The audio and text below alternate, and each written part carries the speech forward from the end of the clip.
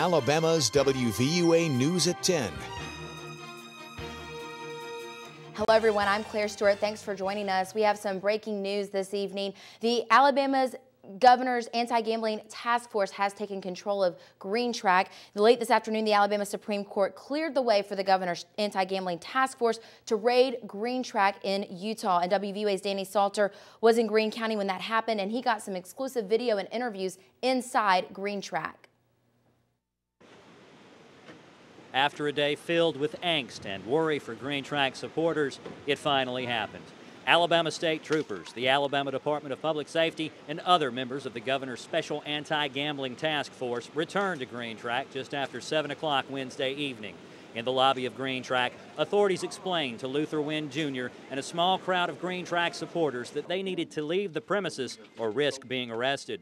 Wynn told authorities he couldn't force anyone to leave, and he wasn't going to leave either. Authorities left to fetch the proper warrants to arrest anyone inside Greenetrack. Wynn's supporters waited inside. Ready to go to jail tonight because there's no access to justice for poor folk. We've been asking for this injustice. When Tyson and Riley can go to the Supreme Court, where there's been cases pending before the Supreme Court for 10 and 15 years, that people are indolent, that's lying on their beds waiting for civil justice, can't get justice before the Supreme Court of the state of Alabama, and they can go there in a matter of minutes to be able to put 350 people, 400 people out of their work, and another ancillary jobs that equal to about 1,500 jobs in this county, and a poor black belt county out of work and have no remorse about it. There's something about the justice in this state of Alabama that's called injustice. There's something wrong with having that access and the elite being able to have that access to justice.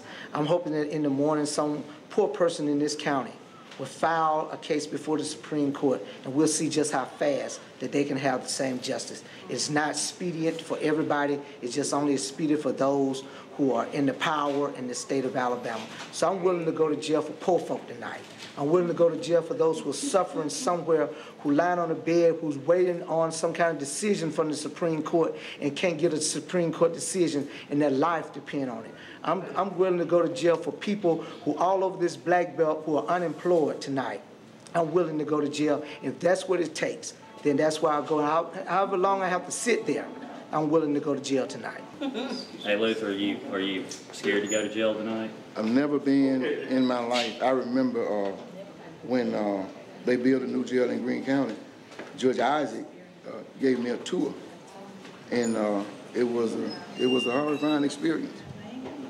But you know, we've done everything that we know that we can do, but we just been denied justice.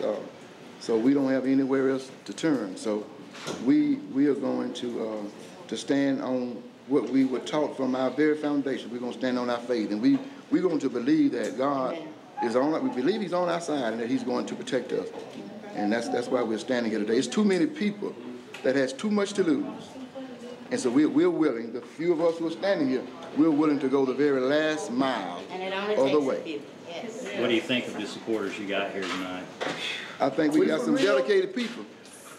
I think we got however many you see here, we got some dedicated folks that's willing to give their all for their brother.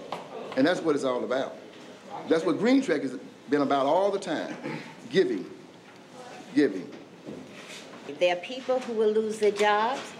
There's all kind of monies that this track has provided to this county for education, for the General Commission, you name it, for nonprofit charities, for E911, Volunteer Fire Association, and throughout the county, nonprofit organizations have benefited from bingo at this track. We did this ourselves, and we're willing to defend it. Simple as that. In Greenetrack, Danny Salter, WVUA News. Thank you, Danny. WVUA's Matt McCoy is still at Greenetrack at this late hour. He says state officials are ready to arrest anyone who does not leave Greenetrack immediately. Matt joins us live on the phone with more. Matt. Thanks, Claire. As of 9:45, troopers have taken over control of Greenetrack. That is all according to Colonel Smith with the state troopers. Luther Wynn, the president or the CEO of Greenetrack, Bobby Singleton, Senator of District 24, and William Johnson, the chairman of the Greene County Commission, are all still inside. According to Colonel Smith with the state troopers, they say if they do not leave, they will be under arrest. Troopers are now posted on all doors. Everyone inside had their chance to leave, but as of right now, since they took control at 9:45, they say they are not going to be able to leave. Troopers are not letting anyone in or out, not even at the front gate. According to Christopher Murphy, Colonel Christopher Murphy, Director of the Public Safety, they say they are taking care of this in a timely and orderly manner. All this came after, of course, the carry out of the Supreme Court ruling that came about 6 o'clock tonight. Right now, everybody inside sitting there on their chairs singing, "We shall not be moved," an old spiritual from the civil rights movement. Seriously, Claire, all this is going to go down. We're not really sure what time they're planning on getting arrested, if they're going to get arrested, but that is all according to Colonel Smith, and I will definitely keep you all posted if anything comes about.